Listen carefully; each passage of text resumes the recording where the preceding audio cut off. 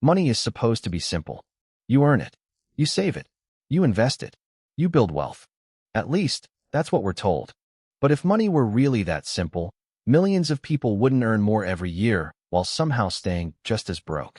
They wouldn't make the same financial mistakes over and over. They wouldn't buy things they don't need, borrow money they can't comfortably repay, or spend years chasing a higher salary without ever feeling financially secure. The uncomfortable truth is this. Your biggest financial enemy may not be your income. It may be your psychology. Money doesn't just live in your bank account. It lives in your emotions, habits, fears, desires, memories, and identity. And once you understand the darker side of money psychology, you'll start seeing financial decisions differently. 1. Money can become a status game. One of the most powerful psychological traps is the desire to look successful. People don't always buy expensive things because they need them. Sometimes they buy them because they want other people to see them differently. A luxury car can become a symbol of success. A designer watch can become a symbol of status.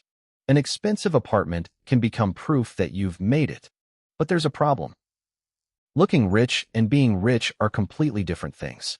Someone driving a $70,000 car with a huge monthly payment may have less financial freedom than someone driving a $15,000 car with hundreds of thousands invested. The first person owns a status symbol. The second person owns assets. And social media makes this problem even worse. Every day, you're exposed to people displaying vacations, watches, cars, restaurants, houses, and lifestyles that make their lives look perfect. Your brain sees the result. It doesn't see the debt. It doesn't see the credit card bill. It doesn't see the years of work behind the money. So you compare your real life to someone else's highlight reel. And suddenly, what you already have doesn't feel like enough. That's how the status game begins. 2. Spending can become emotional. Here's another uncomfortable truth. Sometimes you're not buying something because you need it. You're buying it because you want to feel something. Maybe you're stressed. Maybe you're bored. Maybe you had a terrible day. Maybe you feel like you deserve a reward. So you open an app, see something interesting, and buy it. For a few minutes, you feel better. But that emotional boost doesn't last. The item arrives. The excitement disappears. Then something else catches your attention. And the cycle starts again. This is why emotional spending can become so dangerous. You're not just spending money. You're using money to regulate your emotions. And when spending becomes your coping mechanism, your income can increase without your financial situation improving. Because every emotional problem gets a financial solution. Stress? Buy something. Bored? Order something. Feeling unsuccessful? Buy something expensive. Celebration? Spend more. Eventually, your bank account pays the price for emotions that money was never designed to fix. 3. Lifestyle inflation is quietly powerful. Imagine you earn $3,000 a month. Then you get a raise. Now you earn $4,000. You might think, great, I'll save the extra $1,000. But instead, your lifestyle changes. Better apartment. Better phone. More restaurants. More subscriptions. More shopping. More vacations. Soon, you're earning $4,000 and spending almost $4,000. Then you get another raise. And the same thing happens again. This is called lifestyle inflation. And it's one of the biggest reasons people can earn impressive salaries while building surprisingly little wealth. The dangerous part is that it doesn't feel like a mistake. Every upgrade feels reasonable. One small improvement doesn't seem dangerous. But 10 small upgrades can completely transform your monthly expenses. Your income grows. Your expectations grow. Your spending grows. But your financial freedom doesn't. 4. Instant gratification can destroy long-term wealth.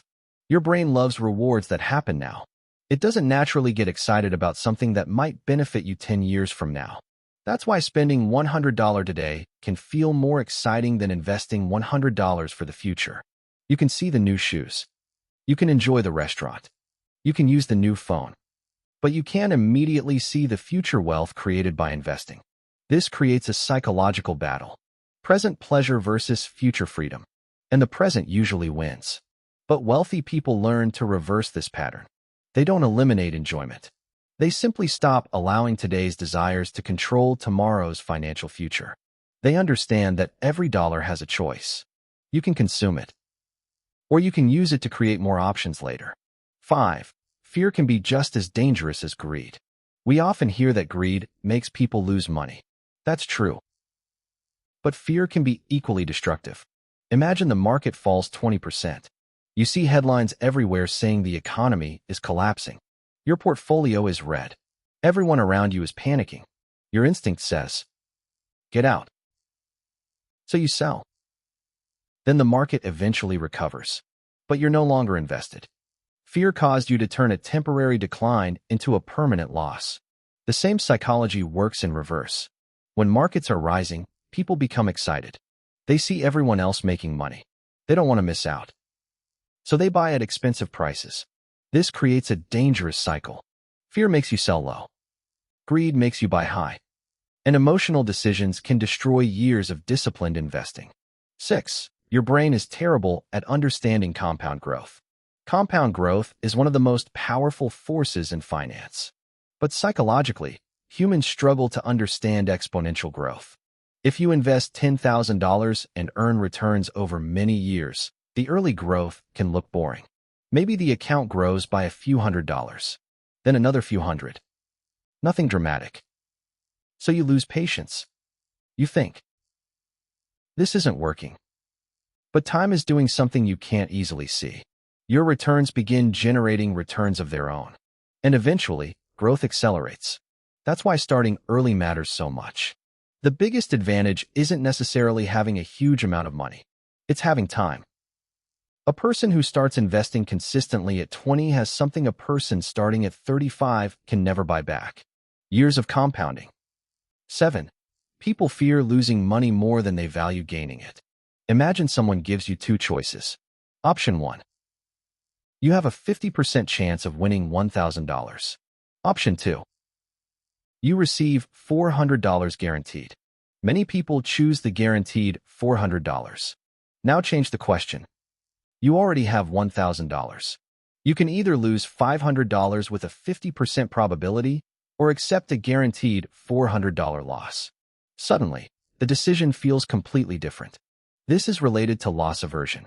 Psychologically, losses often feel more painful than equivalent gains feel rewarding. And this affects investing, business, spending, and saving. You may hold on to a bad investment because admitting the loss feels painful. You may avoid investing because you're terrified of losing money. You may refuse to take a reasonable opportunity because the possibility of failure feels worse than the possibility of success feels exciting. Fear of loss can protect you, but when it becomes excessive, it can also keep you financially stuck. 8. Your environment controls more than you think. Your financial behavior isn't created in isolation.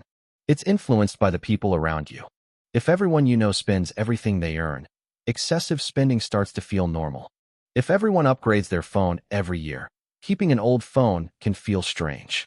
If your friends constantly eat at expensive restaurants, saying no can feel like you're missing out.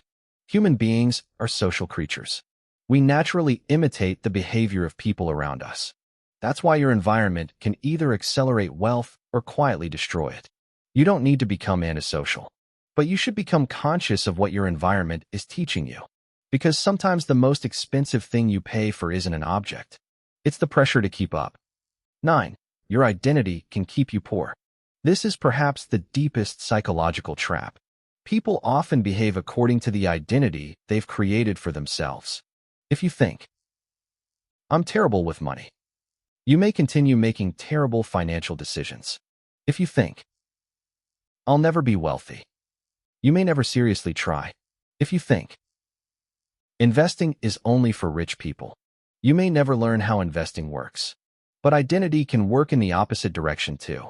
When you begin seeing yourself as someone who manages money responsibly, your behavior starts changing. You begin tracking expenses. You think before purchasing.